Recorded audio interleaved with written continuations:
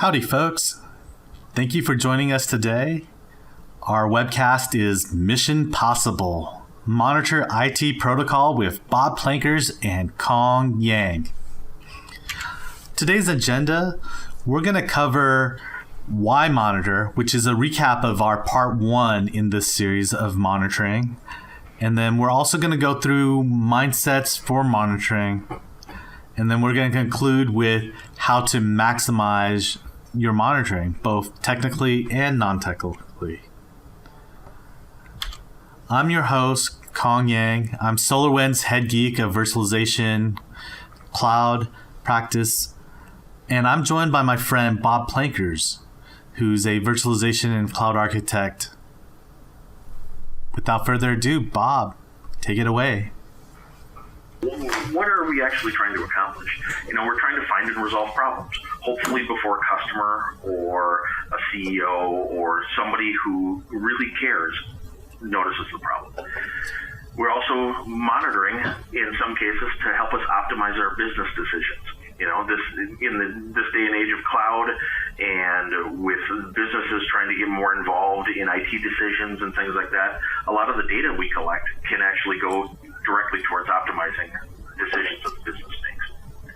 And then there's the question of what do we monitor? And for me, the way I see monitoring, it's really three-pronged. There's availability monitoring. Is a system usable? Is it up? Is it down? That sort of thing.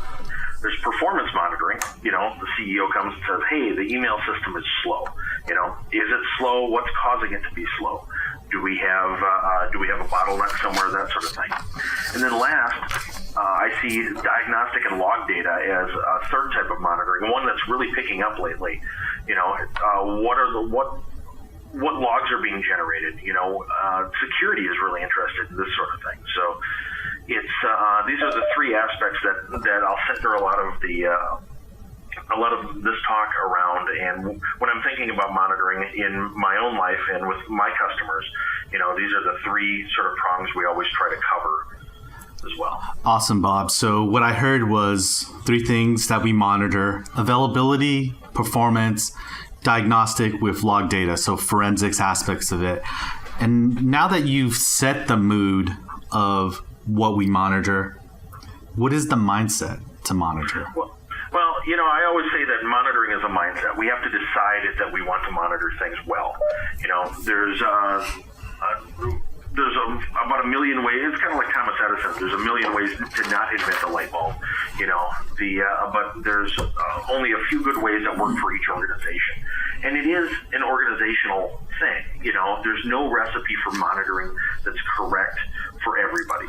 There are some things that work well among most people and most organizations. But, we really need to think about what we're trying to accomplish, And I see this mindset, and I've got some examples here in the slide, people saying, well, it isn't production until it's monitored. That's a common one, and that's a good way to approach it, as long as, we're then following up with good monitoring techniques afterwards, I hear sometimes, we'll just go back and add the monitoring checks after it's deployed. After it's deployed, we won't have a big rush and we can go back and deal with this. Well, what happens if something happens during the deployment, during the rollout, that sort of thing? I always have questions about that, and it's a risk. We need to think about our actions in IT, not just as technical decisions, but also what risk are we dealing with or mitigating here? Monitoring is a risk mitigation technique. We can gather low performance data and logs if we're having a problem. I hear that a lot, Well, what if the problem causes us not to be able to have access to the logs? What if it's a security problem? Think of the ways that people would be able to, or people or systems wouldn't be able to give us the data that we need. Having that data and having it in a historical fashion, having it stored for historical purposes is super useful when there is a problem. The last thing that I hear a lot, monitoring is an operations thing. I'm a developer. I don't need to worry about it. Monitoring is an operations thing. They take care of it. Monitoring, my sysadmins do something for that. Monitoring is a team effort, really.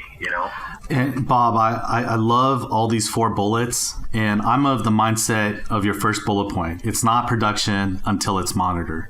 That's so true, because if you're going to put something in production, you need to have visibility. You need to understand what's going on, baseline, basic health checks, and understand if you deployed it right in the first place, right?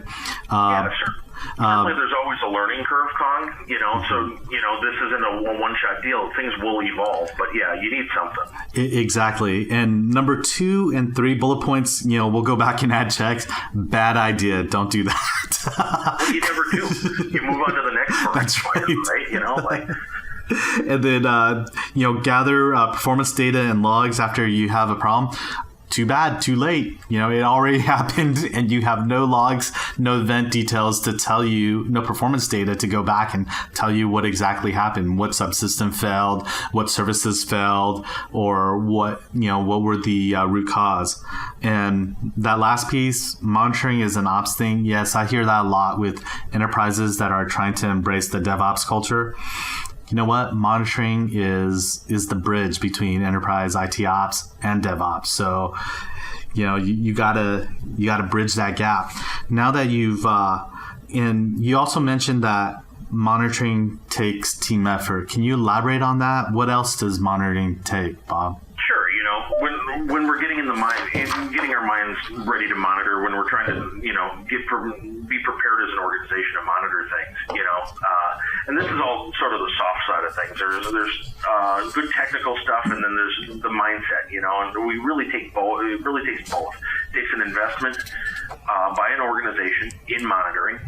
Monitoring doesn't sometimes seem like there's a return on investment, but there is. Especially for organizations that have customer-facing systems, customer-facing web apps, things like that. You don't want customers seeing things that are down, not being able to do what they need to do, because that just creates a negative impression in their mind. So it does take an investment, and the business needs to see it more holistically. It takes some balance too. When we're doing monitoring, I always laugh. The first inclination when you're setting up a monitoring system is to monitor everything, but then you discover that you're seeing false alarms, false positives for things. Boy who cried wolf is one of my favorite monitoring, analogies. And then you really need to kind of gain a sense of balance. What should we monitor? What do we really care about as an organization? What don't we care about? And then it is a team effort, like we were talking about. Developers need to get in. If your organization does its own custom application development, developers really need to get in on it. Your DBAs need in. Your storage folks. Most IT shops are still fairly siloed, or still have remnants of silos. All those silos need to participate. We can't leave one thing out, because as soon as you're not monitoring something, that seems to be where the problem's hide, right? Yep. Perfect. So to recap, you need buy-in from leadership and management. You need to find that signal within all that noise, right? And be disciplined about looking at those data streams. And it's a team effort, right? So you need riggers from you have to bring all those silos and break down those silos, right? Correct. In there. Now, those are the foundational pieces. How does one maximize monitoring, my friend? Well, let's maximize our monitoring. Let's think about what our goals are with monitoring. Like I was talking about before, what we're trying to find and resolve problems, right? Well, to me, there's further goals. One is to minimize the time to resolution on a problem. We want our monitoring system to help us just cut right to the chase. As far as technically, when I'm trying to set up a monitoring, when I'm trying to figure out what's going to be alarming and sending me pages in the middle of the night, I really want to get high quality root causes right away. The database is down. Not just that the app is down, but the database is down. And I really want a monitoring system to help us humans. There's things that the machines are good at, and this kind of sounds like I'm in the Matrix or whatever. The things that the machines are good at, but there are things that humans are good at too. Let's help the humans do what they're good at, and let the machines do the rest. Awesome. So what I heard to when optimizing monitoring, I mean, you have to start with the end goals in mind. And those two end goals that you presented to folks, and these are great ones, is minimize time to resolution and help the folks who sustain the ecosystem, right? So, correct, yeah. I was just going to say, when we're making, and these are just to guide decisions, when you've got an opportunity to make a decision technically, think about, does this help me minimize time to resolution? Does this help me not bug the staff that are going to get paged at 4 in the morning? That sort of thing. Exactly. So what does good look like? Well, it's multifaceted, Con. Like, what does good look like? I said good earlier. I said that good will look different for every organization. Every organization is different. It's kind of like the old jokes about the Perl scripting language. There's a million different ways to do the same thing, and whatever works for your organization should be considered good.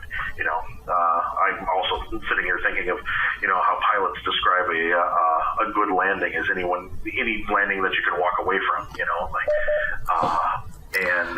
so monitoring is kind of that same way. Yeah. So with all that customization, it seems to me that where you can glean the most bang for your buck is making it easy to do the right thing, right? Exactly. And this is something anybody that's hung around me for a little while will hear me say this. That in IT we're so busy, especially nowadays, where staff are being cut, and people are asking to do the impossible with less or nothing. It's not even more with less; it's even worse than that. We really need to stop and try to do things, try to set ourselves up so that it's really easy to do the right thing, and really easy for our teammates to do the right thing. Otherwise, we're never going to get back to fixing it. That's all that rework. We just don't have time for it. So, one of the things that I do, templates in our monitoring system. You can in monitoring systems in general, you can set up templates and defaults. Have excellent templates for monitoring the different systems you support. Just basic monitoring. Have good defaults that you can add a system to your monitoring system. You can start monitoring an application or whatever, and you have a good baseline just to start with. Certainly it'll evolve. You'll discover that you need certain additional work needs to be done to monitor certain aspects of an application or whatever. But if you've got a good base, that's great. Configuration management helps a ton too, especially if you've got an agent-based monitoring system where you need agents for something, or perhaps it's agentless, but you need to add a user to all the machines, so the monitoring system can SSH in or use WMI or whatever. A configuration management system like Puppet, Chef, Salt, Ansible, any of those sorts of things are invaluable. I'm System Center. I tend Unix, so I always think that direction. But but seriously, I agree. I agree, my friend. Great Windows options now, desired state configuration, things like that can help you with this. So we need to use that. We need to make it easy for the monitoring system to add these agents, to add these sorts of things. APIs are wonderful in a monitoring system because they let you automate a variety of different things. My favorite is automating the active system, putting a machine in maintenance mode for patching or problem resolution, where my patching scripts can actually just call the API, tell the monitoring system, hey, the machine I'm on right now is about to be rebooted, and it's a human doing it. Don't send pages at 4 in the morning. Don't wake up all my coworkers. My coworkers, I haven't really discussed it with them, but they don't seem to mind not being interrupted in their sleep. And it's nice to not get all those alarms when you know somebody's doing something. But automation is good. Automation is actually great in my opinion, but we need to do it thoughtfully. We need to really use it with care. A good example, I work with a customer. They're sort of networking centric. They're a large ISP, and they have their monitoring system. To avoid missing something, they actually scrape their DNS for systems. And so when we're deploying a new VM or a new app or something like that, a lot of times we'll actually start getting alarms. The DNS and the IP allocation will happen, and then like 10 minutes later, I'll get a call from their NOC saying, hey, this thing is down. It just popped up. We don't have any data about it, and all of a sudden it's, 5-10 staff hours wasted trying to track down something that doesn't even exist yet. So, there's some corner cases there. Automation is good, but we really need to make sure that the automation isn't going to bite us somehow. Exactly, Bob. And I like how you enumerated this list to make it simple to do things the right way, because it speaks to best practices. What are templates used for? They're blueprints, right? And usually your best architects, your best systems engineers, app engineers are the ones contributing and building up these templates. The configuration management, that's the only way you can scale one to many. So, and then APIs, if you're in the as a service world, it's all about APIs and the API ecosystems in there. And you're absolutely right. That last bullet point is huge. I've seen multiple enterprise customers say and embrace automation, and then they're like, so we're going to take the weekend and we're going to deploy tens of thousands of VMs and these tiered applications, and they come back the next week and they're like, what? Everything's down? Because they automated and they didn't handle error checks, right? So you gotta have a good base if you're automating, because if you're automating things that are bad, you're just gonna have a lot more bad things out there. Yeah, well, and that just speaks to good practice. Start small, grow. That sort of thing. And it's like going to the doctor. Doctors always say, everything in moderation. Automation is the same way. Everything in moderation. Exactly. So now we've covered, some of the things that you've talked about, making it easy and so forth. But what do you monitor, my friend? Yeah, we could get a little technical here, start talking about the technical things that I would suggest. There's always all the KPIs that come by default as part of a monitoring system. You install a SolarWinds product, there's going to be defaults, clearly, and but are those defaults really things that are actually going to be problems? My opinion is we shouldn't be looking for problems, or we shouldn't, we should really consider what we're looking for as far as problems. To me, knowing that there's network traffic is interesting, but I'm really interested in error counts on ports. I want to know if somebody bumped a cable, or the cable's going bad, or whatever. Those are the sort of ghost problems that you see in IT infrastructure that are hard to diagnose. Exactly. Those are real world problems that happens, right? It happens. I had a system a couple of weeks ago that had a bad cable, and somebody finally thought to look at the error count stats, like, hey, it turns out we have a graph about this, and it turns out the graph has been telling us, so we probably should write an alarm for that, but, that's, in progress. Like I said, this is an iterative process, but, holy crap, there's errors on this thing. It's easy enough to send somebody out to replace the cable. And in that case, there was actually somebody in that data center working. Hey, did you just do something? Yeah, it turns out they were working on the machine right next to it, and they probably bumped it. We had them replace the cable. The whole problem went away. Done. Buffer credits on SAN. On the SAN are another one of those ghost problems that don't really get looked for right away. But if you've got an HBA that's eating buffer credits, not doing the right thing, your SAN will be slow, it'll be unresponsive, and it'll be the whole thing, and you won't be able to pinpoint easily what, is going on unless you're looking for that sort of stuff, but on the business side too, application people care about session errors, applications being down, and so monitoring that sort of stuff, we should really ask our app admins, and this is why it's a team effort. Hey, what do you care about? And ask the business, hey, what do you care about? We care about the number of users, or, and for sizing, sometimes you care about, how many sessions there are, that sort of thing. So monitoring things you care about that would actually be problems or will contribute to your business are really important. monitoring each application server. So often I see somebody, oh yeah, we're monitoring our load. We've got a load balance service and we're monitoring it. Well, they're monitoring the application, the load balancer, sure, but they don't know if one of the app servers has died behind it. They just learn, and the case I'm thinking about is a Java app. We've all dealt with Java, and and Tomcat and some of the instability there. And after a while, in their situation, they were having problems. The whole service would go down, and they weren't catching that. Each application server was dying. They weren't catching it right away. You need to monitor all of the pieces of the system. Other examples: paths to storage. Your multipath driver reaching out on your SAN or across your network with iSCSI or whatever. You want to know if any of those paths are broken, right? Because that's redundancy that we're relying on in case of a problem. You want to know if there's a problem. So, what monitors that sort of stuff? Well, we need to make sure that something is.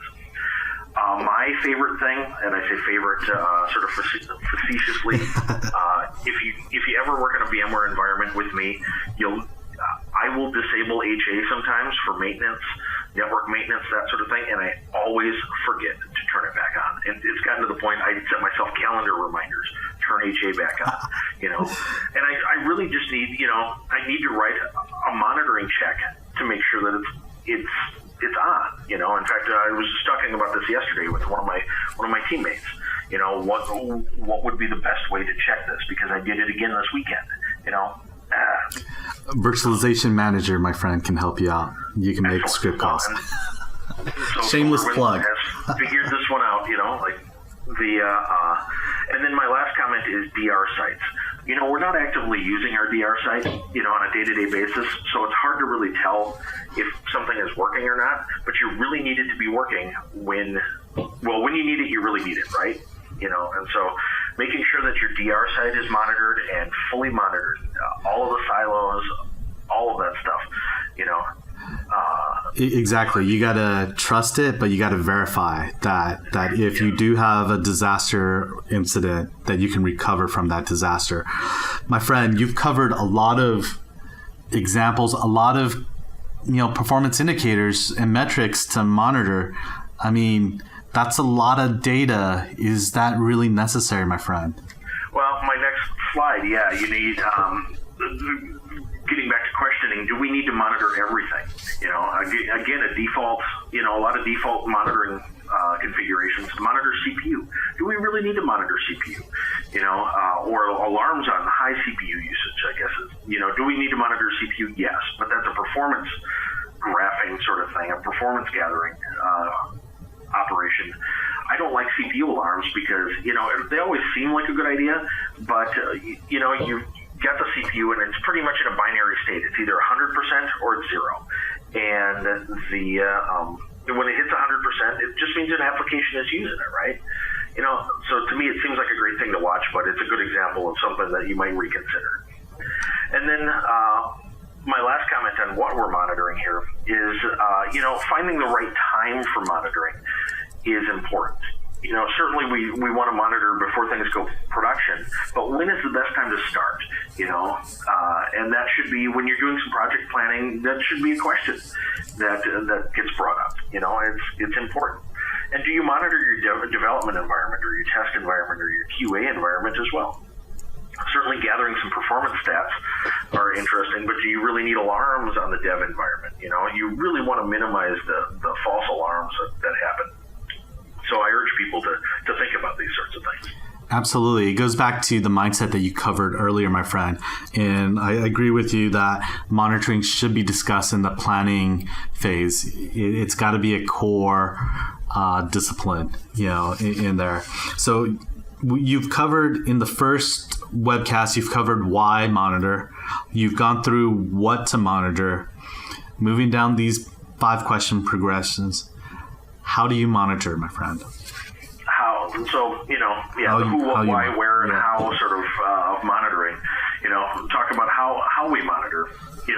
How I like to monitor. I really like to monitor everything that could fail, which is frankly everything in general. But in a system, I give an example in the slide here. An app working is a symptom of a database working. We can infer that the database behind the app is working correctly because the app is working. But, in the interest of time to resolution and helping us humans out, at 4 a.m. on a Sunday morning when, I'm a little groggy, it would be nice to know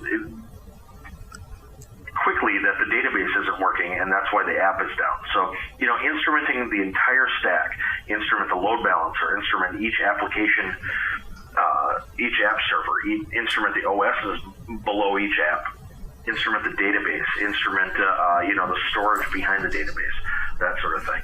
And it takes work, but, like I said, there is ROI for it. But we really need to also be careful of dependencies. My example of checking the state of an application by checking the load balancer. Well, you're getting the load balancer in with the application itself. Email servers are a great example of this. Most email systems that I've worked with are actually tend to be a black box, but there's actually a lot of moving components inside of them. And if you're sending alerts and you're sending tests, especially tests through an email system, which happens sometimes, you really need to be careful that you're also testing the email system as well. I can think of a few examples in my history that checks have gone through an email system and somebody was doing maintenance on the email system, and then all of a sudden I'm up at 5 a.m. and a network operations center is telling me that, oh my gosh, all this important stuff is down. I log in and it's just fine. It turns out somebody was doing maintenance on the email system, and they didn't tell. I didn't get the note, and the knock didn't correlate that correctly. So we just need to be careful. Direct monitoring, I mentioned this in our first webcast. Direct monitoring is best. Monitor an actual transaction, emulate a user, see if it worked. Make a call to a web server. Try to get a web page and see if that web page responded with the correct data. Or did it give you a 404? It's not just enough to test to see if the process is there. It's not just enough to test to see if the port is. If you can open a connection to the port, port 80 or port 443, but see if you're getting the right thing. See if you get the correct SSL certificate. That sort of thing too. Because otherwise you don't know if PHP, Tomcat, Rails, any of these technologies are actually working. PHP, a simple PHP check is just to create a page with the PHP info command in it, or PHP call, a PHP info function call, and just see if you get the right headers for that. See if that comes back correctly. It's easy enough to hide that and restrict it so that customers won't see it, and it's really easy to put that as your web check if you don't do anything else. Indirect monitoring, a lot of us do indirect monitoring. Is the web server process there? Yes, and from there we infer that the web server must be running correctly. But when there's a problem, it requires a human to figure out what the root cause is. For places that do their own app development, their own custom applications and things, can the developers participate? Can the developers write a test that I can call with a monitoring system to see if the app thinks the database is working, to see if the app thinks Memcached is working, that sort of thing. Having a perspective, because maybe the monitor for Memcached is saying everything is just fine, but maybe the app doesn't think it is. And perhaps there's a firewall rule or something that got introduced. Having the different perspectives is pretty interesting in that regard. The last thing I want to say about how we monitor, I really wanted to wedge this in here. Ping. Ping is not an application test. It is like the least useful test that I can think of as far as figuring out if a service is available or not. A host being available is definitely not the service being available. So, ping things if you absolutely must, but, we can really do better. And I think we can do better pretty easily. Bob, you just made some knock admins cry. What do you say? Ping is not an application test. It's really a network test. No, I'm with you. You also made some virtualization admins cry because the next thing they're going to say is, Are you going to say VMK ping is also not an application test? It is not, yes. And I agree with you. It's just a check. So to recap how you monitor, instrument for all points of failure, because you want to be able to, like you said, minimize your time to resolution. Watch for those dependencies, right? And perform direct monitoring, because that's best. If you have indirect monitoring, see if you can leverage some test cases, some use cases from the human beings involved. Now, speaking of humans involved, we get to the who aspect, my friend. Yeah, well, the who. And this is the be nice to humans part here. I'm a human. I don't like being abused by my monitoring systems. I don't like being abused by decisions other people made in the monitoring systems, I guess is really it, But one of the things that we've got around with my teams are get the red out, the old Visine commercial, get the red out. If there's an alarm that's persistent and no one's dealing with it, we tend to either escalate it. And if we try to escalate it to somebody, hey, is this really important? If an alarm is sitting there unhandled, how important could it be? Right. Sometimes we hear, it is important and it'll get fixed. Okay, well, whatever. We'll put it in maintenance mode or we'll try to hide it. But, after a while, it's clearly not that important. We're going to delete it, or at least temporarily remove it from the system. I don't want to see, the boy who cried wolf again. I don't want to see a monitoring system that that's always red, because it doesn't tell me anything, Using the APIs, I mentioned this earlier, using APIs to automatically suspend alerts during maintenance, that's killer in my opinion, the ability to put something in maintenance mode and then also to take it back out again afterwards, like how will you remember to unsuspend the alerts? One of the monitoring systems I work with, the guy that maintains the monitoring system actually wrote a little job that checks after 8 hours of being in maintenance mode, it will take something back out. And, because just acknowledgement, just own it, that humans stink at certain things, and one of them is remembering stuff. And just own it and automate around it, And in that case, it's great because, it won't be the case where I leave HA on disabled for, 3 weeks until we find out the hard way. Things will go back into maintenance, or things will go back into normal mode, and then we'll be able to see problems. Along with this, dependencies. Please use dependencies to reduce alert volume. I love getting 1,000 emails from a monitoring system, but I hate having to sort. I love that it thinks of me like that, that it thinks enough to send me a note from time to time. But I really want a very high, signal to noise needs to be high. I really just want to get one email saying the database is down. I don't want to see every other alarm. So, if an application is dependent on a database, most monitoring systems have a way to represent that so that an alarm on the application won't happen if there's an alarm on the database. Mostly, it just reduces the work that I have to do to figure out what the heck is wrong, and especially at off hours, things like that. This is work I don't want to be doing to start with. I'm not super enthused about it because something is broken, but especially on off hours, that's, I'm not going to be at my peak perhaps, I'm going to be sleepy. I'm going to be wanting to go to bed. I'm going to, I'm just not in the mindset to deal with this stuff. Last in this category of the human side of things, email systems, especially cloud-based email systems, may throttle output from a monitoring system. Office 365 is something that I use, and you can judge me based on that, but and Gmail and everything else. But Office 365 sees some monitoring output sometimes, high intensity stuff, as a denial of service attack. And so using dependencies can help prevent that. Prevent us from DOSing somebody's mailbox. Sometimes I can't get a new email to even figure out what's wrong, And then on top of it, when the email systems start throttling things, a lot of times mail will start bouncing. Where is that bounce going?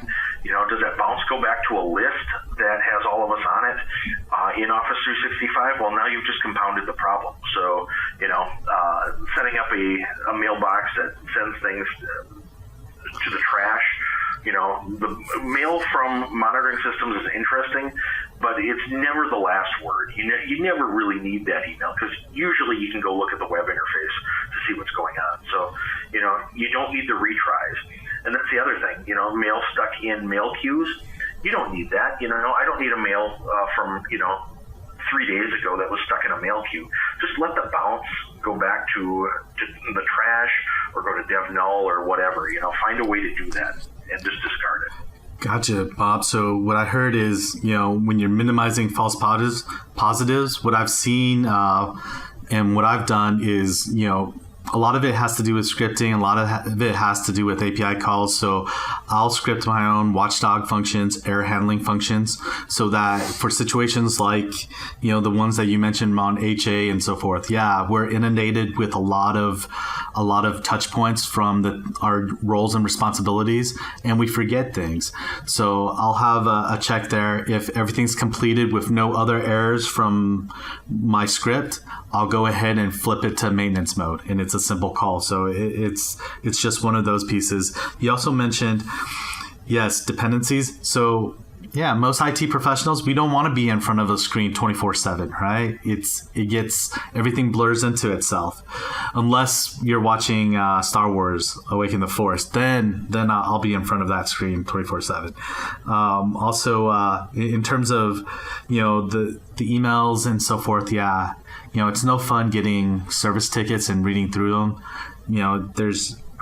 I think what I've seen work well is when IT pros have flattened those, and it starts with, reducing the false positives. It also speaks a lot to experience, but it also goes to that third aspect that you've talked about, which is the forensics piece, understanding the logs and the events that happen, my friend. So can you speak to that point? Absolutely. And this is really my last, we're getting towards the end here. We need to talk about performance as well, but log data is really important. Let's talk about that first. It's not a big slide, not a big set of slides here, but in my opinion, these are some of the thornier issues with collecting log data. One of them is the idea that checking with management and a legal team, and the chief information security officer about log retention. I hate to say it, but logs, the more data you keep, the more you are able to be subpoenaed, all that data, anything that you have. If there's a legal problem or something goes wrong, that data is potentially discoverable. So you really want that to be a business decision, and a documented decision coming from the business about what you should be retaining, and for how long. The CISO will think that they'll know about, the acts, HIPAA, FERPA, SOX, all of those compliance, exactly. All of that sort of stuff, and retention, everyone seems to think 7 years, but, it might be longer, it might be shorter, it might depend too. So log collection, when we're thinking about log collection, I always get the sacrilege, comment here, but we should be using physical hosts for log collection. One, it minimizes dependency. The physical host with a bunch of storage in it, one, is cheap. Two, when it comes right down to it, two, it requires a working network and power, and it can continue gathering logs. It can continue collecting security data no matter what's going on. If you've got your log data going to a disk array and that disk array fails, how are you going to gather log data from the rest of your systems during this outage? Are you going to need that log data? What if there's a security problem? Log data should be being gathered somewhere else that's at least one other physical host, hopefully perhaps even two that are split, so that you can continue gathering this data, even if a hacker erases your logs, it does something to try to mess with them, that sort of thing. Not that anybody would get hacked, but We need to think about this stuff. We need, we're doing this to give ourselves we're doing these things to give ourselves options during problems, right? And then my last comment here is just correlation. There's been a lot of work in the log data area and collecting data and correlating it. And it's correlating data so that it's useful to the humans is the holy grail of these sorts of systems.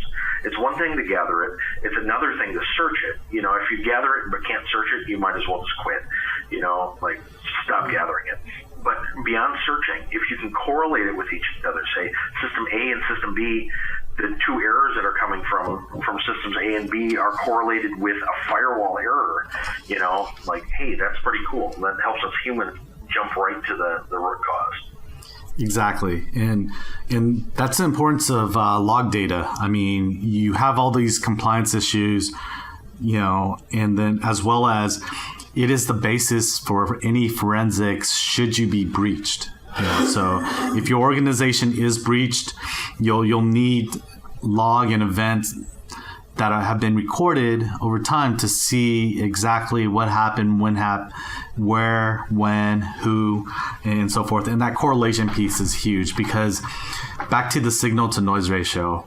I mean, log data can grow tremendously huge. And so being able to correlate it very quickly and surface the truth is important.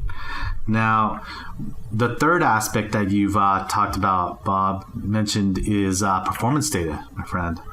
Correct. That's of the trinity of monitoring. There's log data, and diagnostic data. There's availability, and then collecting performance data. And certainly we can infer availability and things like that, and we can send alarms based on performance data.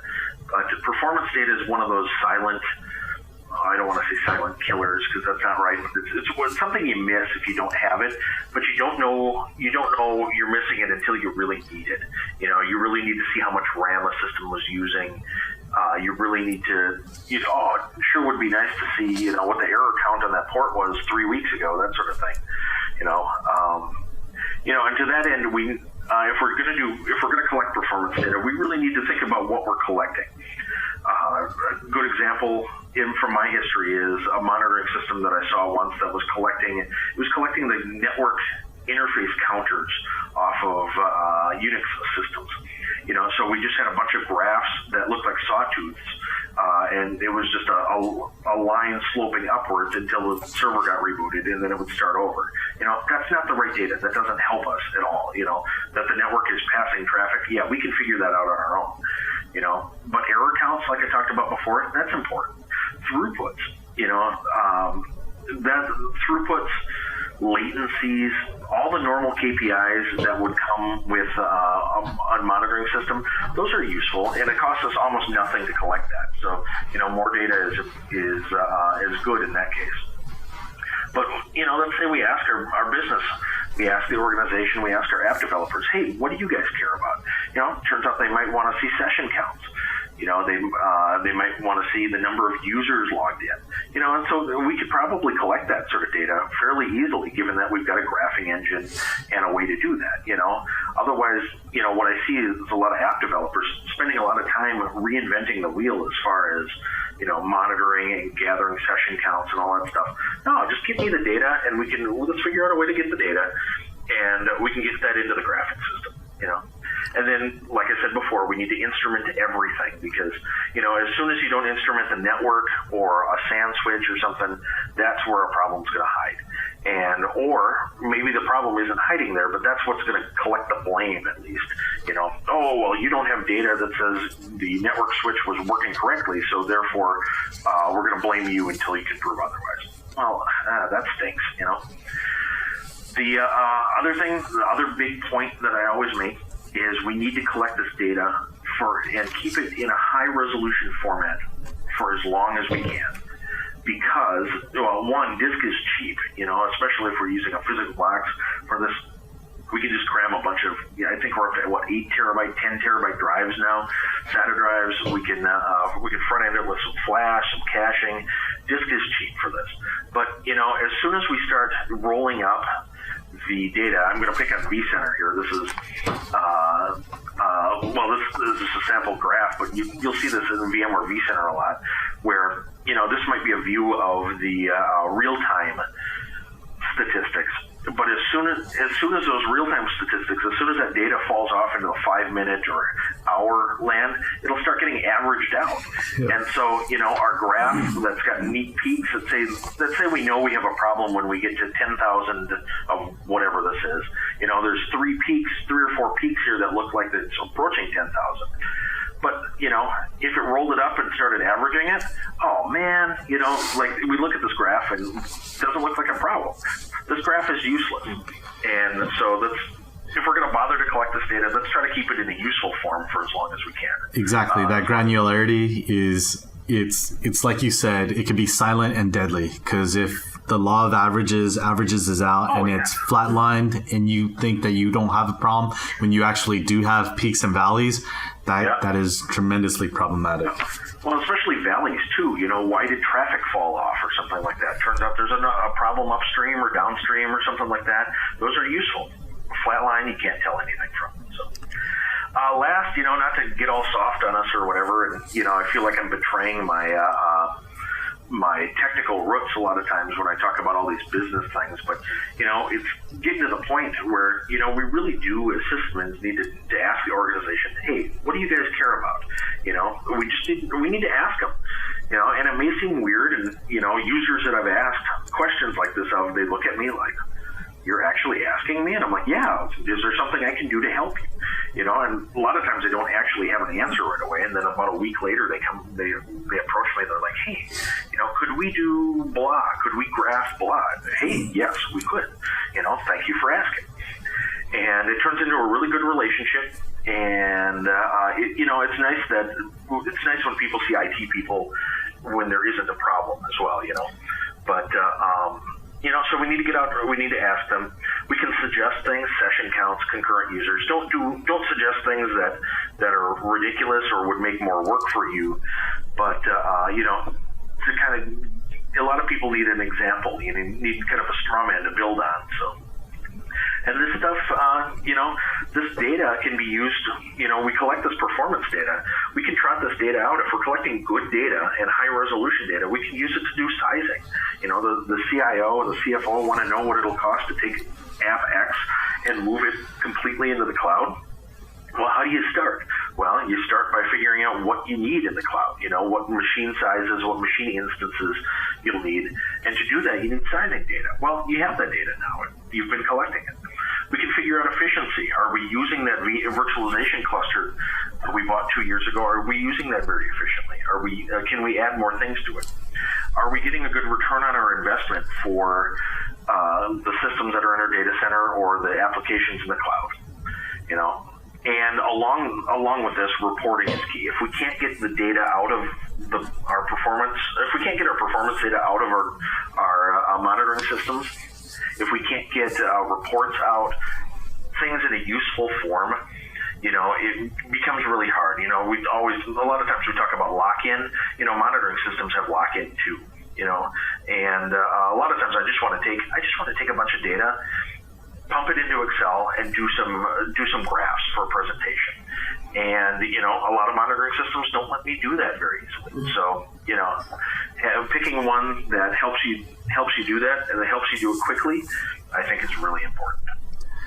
That's about it, Con. Awesome, Bob. And to summarize everything, I like to quote Adrian Cockcroft, right, of Sun fame. He has those performance books. He also went to Netflix and built out their distributed compute that now is delivering HD streams of your binge watching movies and so forth. He says that the CIOs have 3 goals, right? To be agile, fast to market with your product or services, lean, cost effective, and don't get breached, right? Of which you've covered succinctly in your monitoring series, my friend. So all the things, monitoring is that bridge to accomplish these CIO goals in there. So cool. Tremendous. I wasn't even trying. Look at that.